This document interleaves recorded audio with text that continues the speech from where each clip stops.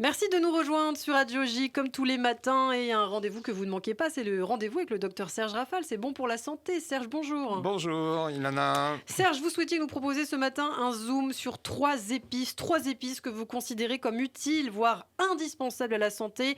La cannelle, le cumin et le curcuma.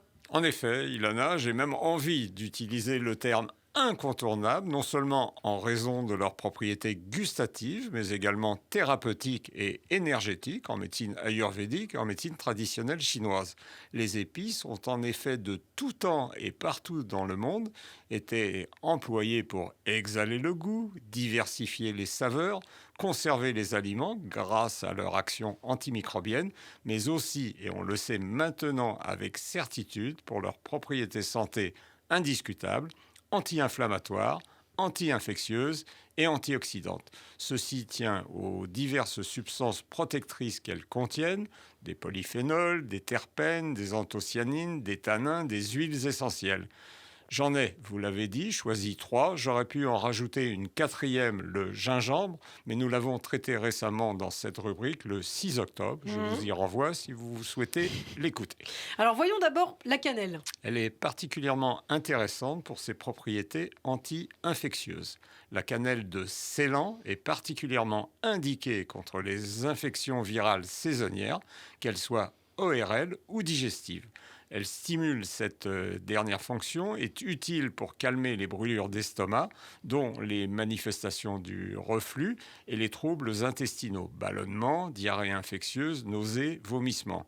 L'huile essentielle de cannelle fait, elle, partie des substances anti-infectieuses les plus efficaces, avec les eucalyptus, l'origan d'Espagne, le ravinsara, la sarriette des montagnes, le titri, le thym.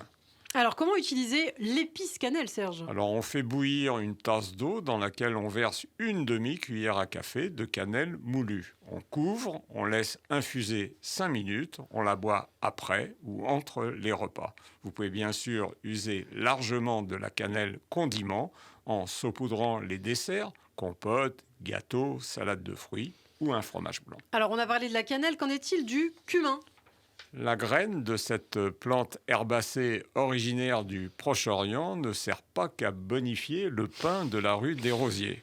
De nombreux rites d'autrefois témoignent d'un usage sacré. C'est ainsi qu'on retrouve cette épice de la famille du persil sur le sol des tombeaux des pharaons. Le cumin aide principalement à faciliter la digestion, calmer les spasmes, stimuler le pancréas et la vésicule biliaire et ainsi dissoudre les graisses alimentaires. Il participe, grâce à sa richesse en magnésium et en phosphore, à l'activation des cellules nerveuses et grâce à sa concentration en antioxydants au ralentissement du vieillissement cellulaire. Il entre dans la composition de nombreux plats et mélanges d'épices comme le massalé et le ras el hanout. Alors enfin le curcuma. Cette plante très ancienne de la famille du gingembre est cultivée et utilisée depuis toujours en Inde, en Chine, au Moyen-Orient pour ses nombreuses propriétés culinaires et thérapeutiques. Elle sert d'épice composant avec l'anis, la coriandre, le fenouil, le fenugrec, le gingembre, le clou de girofle, la graine de moutarde, le fameux curry, auquel elle donne sa couleur jaune-orangé caractéristique. Le curcuma sert d'anti-inflammatoire en rhumatologie, d'antispasmodique en gastro-entérologie.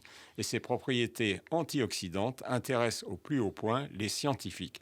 Il est consommé sous forme sèche, en le saupoudrant sur l'alimentation ou en infusion de rhizomes séchés, 1 gramme par tasse de 150 ml, 2 à 3 fois par jour. Eh bien, on a fait le point complet. Alors, qu'est-ce qu'on peut dire en conclusion, Serge? Vous connaissez, Ilana, le proverbe « l'union fait la force » qu'on retrouve déjà chez Homère et qui est devenu la devise de nombreux pays, dont la Belgique.